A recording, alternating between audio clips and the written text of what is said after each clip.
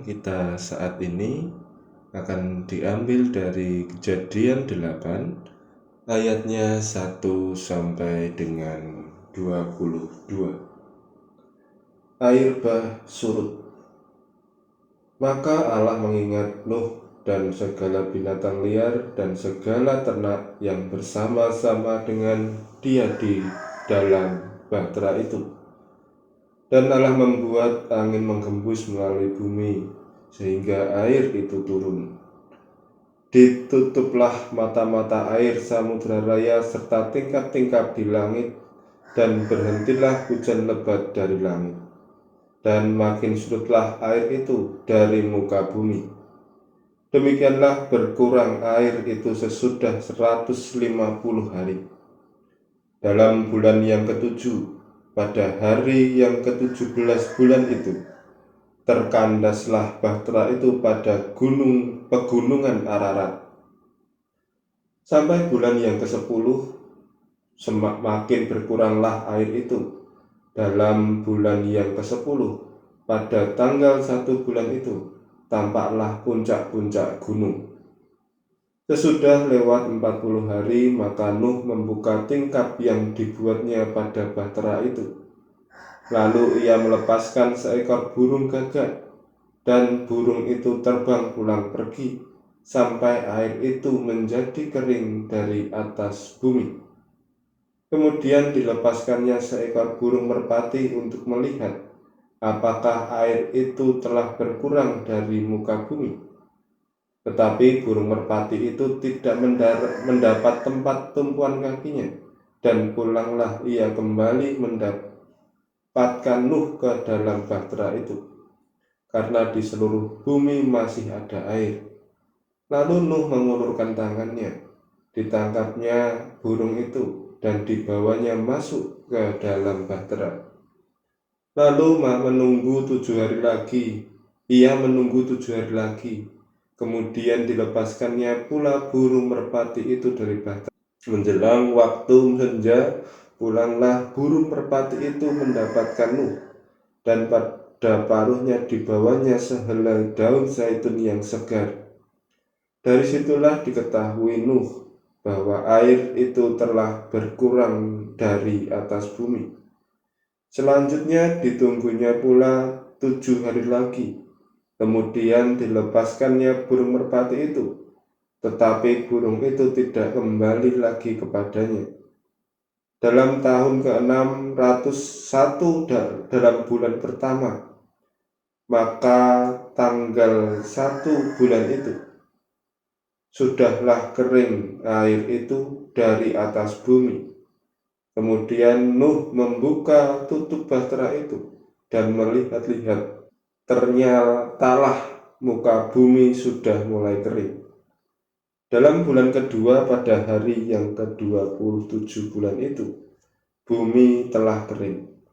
Lalu berfirmanlah Allah kepada Nuh, "Keluarlah dari bahtera itu, engkau bersama-sama dengan istrimu, serta anak-anakmu dan istri anak-anakmu, segala binatang yang bersama-sama dengan engkau, segala yang hidup, burung-burung, hewan, dan segala binatang melata yang merayap di bumi, suruhlah keluar bersama-sama dengan engkau, supaya semua itu berkeriapan di bumi, serta berkembang biak dan bertambah banyak di bumi."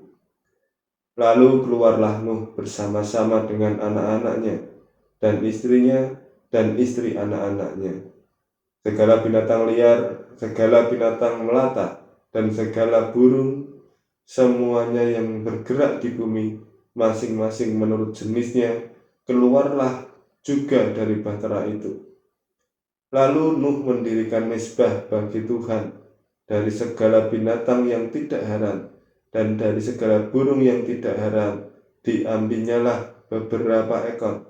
Lalu ia mempersembahkan korban bakaran di atas mezbah itu.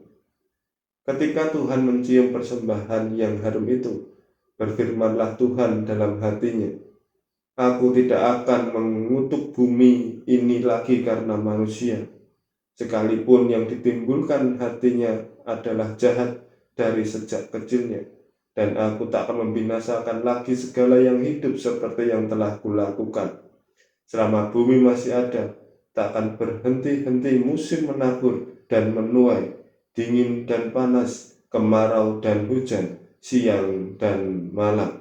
Demikianlah sabda Tuhan bagi kita semua. Tema renungan kita saat ini adalah dunia baru. Melalui peristiwa air bah, seakan kita kembali diingatkan dengan awal mulanya bumi hanya berisi air. Selama 150 hari dunia terendam oleh air. Hanya keluarga Nuh yang selamat dari peristiwa itu. Saat air bah surut, maka Tuhan memerintahkan Nuh untuk keluar dari bahtera bersama dengan hewan-hewan yang ada di dalamnya.